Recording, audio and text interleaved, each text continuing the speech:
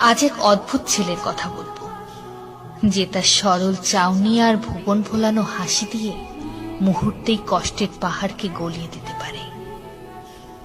ডেইগুর এক কৃষকের ঘরে দাদির কাছেই বেড়ে ওঠে সারল্যে ঘেরা সেই ছেলেটি।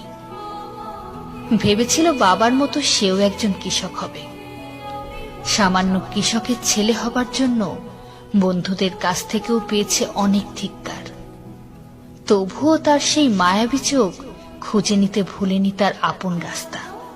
কেই বা জানত সেই দিনের সেই সাধারণ কৃষকের ছেলেই হয়ে উঠবে মোস্ট হ্যান্ডসাম 2020 কিম তেইহো বিটিএসভি। আর আমাদের এক সরল চেনা ঠিকানা, আমাদের উইন্টার বিয়ার। তেইয়ং ছেলেটা তার বক্সি হাসি দিয়ে মুহূর্তেই জিতে নিল সবার মন, আর শিখিয়ে দিয়ে গেল আগলে রাখার শব্দার্থ। ছেলেটা তার সরল মনে যাই বলে সেটাকেই যেন খুব করে বিশ্বাস করতে ইচ্ছে করে। এই ধরুন, ছেলেটা যখন গানের সুরে গভীর কণ্ঠে গেয়ে ওঠে হোয়ার ইজ মাই এঞ্জেল, তখন যেন সত্যিই ভীষণ করে নিজের এঞ্জেলকে খুঁজতে মন চায়। যখন বলে have I lost myself or I gain it, তখন সত্যি নিজেকে ভীষণভাবে হারিয়ে ছেলেটার মাঝে নিজেকে পাবার এক ভীষণ ইচ্ছে বাসা বাঁধে। ছেলেটার বলা আই জাস্ট ওয়ানা বি হ্যাপিয়ার শোনার পর যেন মনে হয়েছিল 1000 বছরের কোনো কষ্টের বরফ গলার সময় হয়েছে, যখন এই পারফেক্ট দুনিয়ায় নিজেকে অনেক বেশি ইমপারফেক্ট মনে হয়।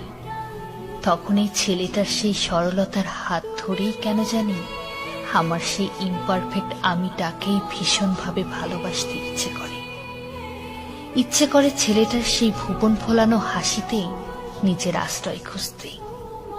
ছেলেটা যেদিন নিজের সব থেকে প্রিয় মানুষটাকে হারিয়ে স্টেজে দাঁড়িয়ে অবুঝ বাচ্চার মতো করে কেঁদেছিল, সেদিন বুঝেছিলাম শুধু আমরাই না, এই ছেলেটাও ভীষণভাবে আমাদের মাঝে তার আশ্রয়কে খুঁজছে।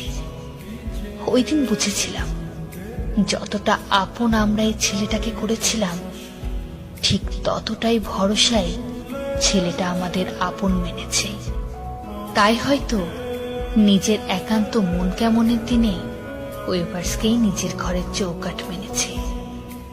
ছেলেটা আমাদের শিখিয়ে দিয়ে গেল আই পার্পল ইউ এর মানে, বুঝিয়ে দিয়ে গেল দিনের শেষ মুহূর্ত অবধি ছেলেটা আমাদের ভালোবাসবে।